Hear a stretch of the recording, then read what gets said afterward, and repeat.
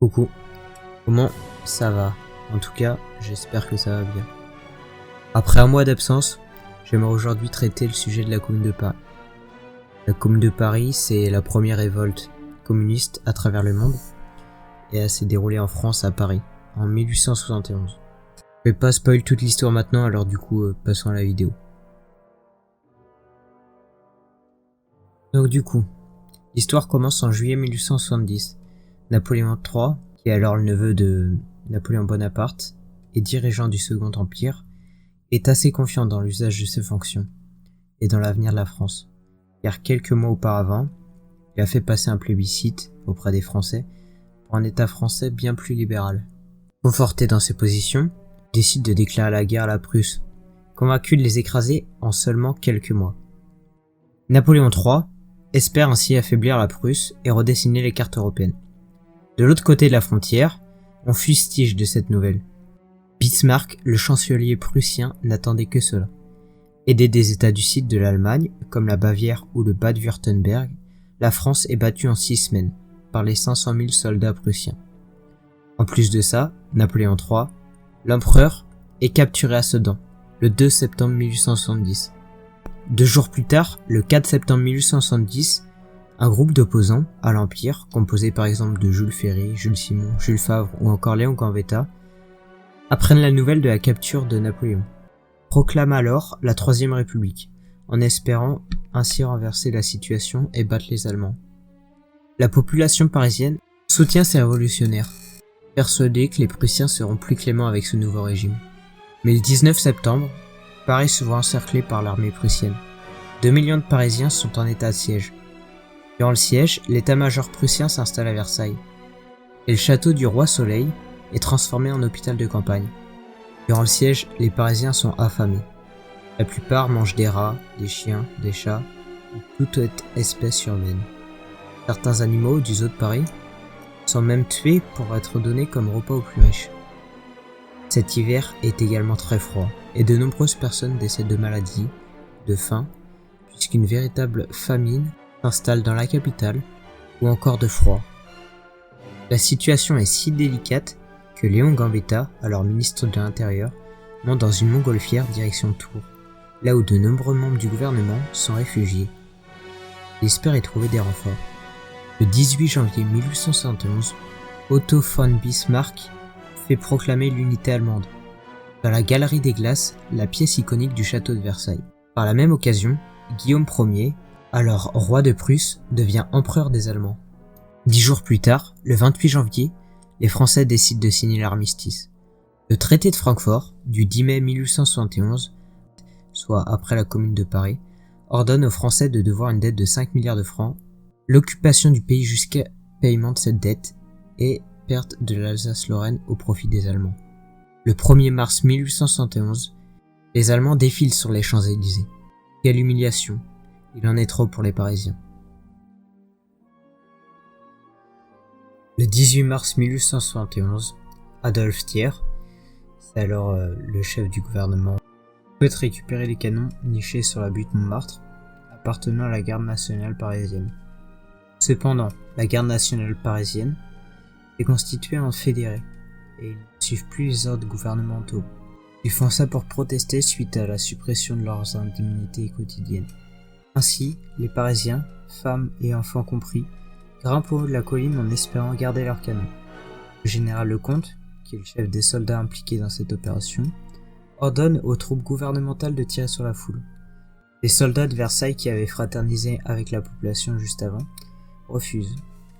Le général est alors fait prisonnier, il est traîné jusqu'en bas de la butte, là où il est fusillé. Dans la journée du 18 mars, donc la même journée, partout dans la ville on lève des barricades. Un autre général est ensuite reconnu.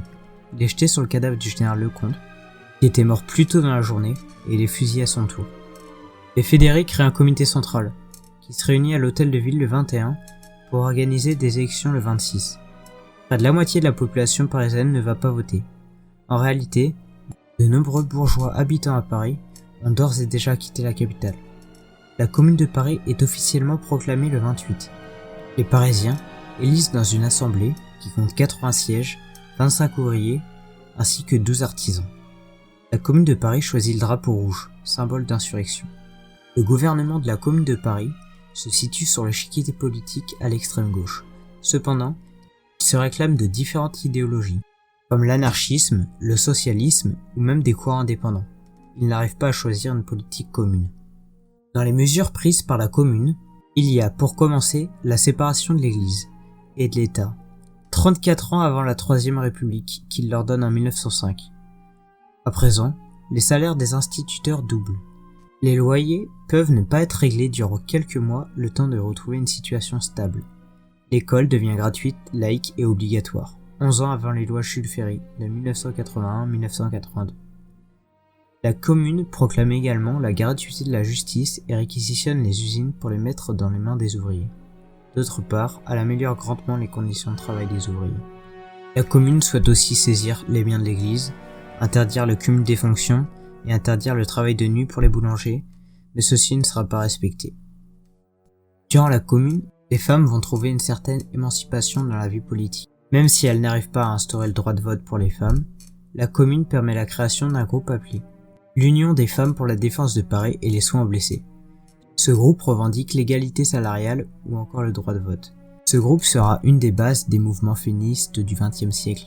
En plus de ça, les femmes sont très impliquées dans cet événement. En témoigne la figure la plus célèbre de la Commune, qui est Louise Michel. Enseignante, elle prendra les armes pour défendre son régime communal face aux Versaillais. Après la Commune de Paris, elle sera déportée en Nouvelle-Calédonie. Suite à la Commune de Paris, Adolphe Thiers, alors le chef du gouvernement, envoie son armée aux portes de Paris, le 2 avril. C'est le début du second siège de Paris. D'autres communes en France essayent aussi de s'insurger, comme Lyon, Marseille, Saint-Étienne ou Toulouse. Ces révoltes sont toutes matées. À Paris, il reste peu d'espoir. Encerclés par les Allemands, qui occupent encore le pays, au nord et à l'est, et les Versaillais, qui eux sont au sud et à l'ouest. Durant le siège, la Commune détruit en signe de protestation la colonne Place Vendôme, symbole de Napoléon. Les Parisiens vivant dans la Commune sont au bord de la rupture. Et c'est justement ce qu'il se passe. Les troupes versaillaises profitent d'un concert aux Tuileries pour s'infiltrer dans Paris le 21 mai 1871. Ces soldats sont emmenés par le général MacMahon. Ils avancent méthodiquement dans les rues de la capitale. Les communards, condamnés à une fin certaine, essayent de ralentir l'ennemi en incendiant les rues et les monuments, comme le palais des Tuileries, le palais de justice ou encore l'hôtel de ville. Le 28 mai 1871 ont lieu les derniers combats, au niveau du cimetière du Père-Lachaise. Les combats sont si resserrés que la plupart se jouent à la baïonnette. Les derniers combattants du cimetière du Père-Lachaise seront abattus. C'était 147. 147 fédérés. Ce qui donnera le nom au mur des fédérés qui à l'époque n'existait pas encore. À la suite de la Commune de Paris, de nombreux communards sont enfermés et déportés, comme Louise Michel. Karl Marx et Friedrich Engels, auteurs du manifeste du Parti communiste, diront de cette révolte qu'elle est la première dictature du prolétariat. C'est également un communard qui rédigera l'Internationale. Enfin, la Commune a inspiré des régimes totalitaires comme celui de Lénine ou celui de Mao Zedong. En effet, Lénine a écrit 20 textes sur la Commune entre 1900 et 1920.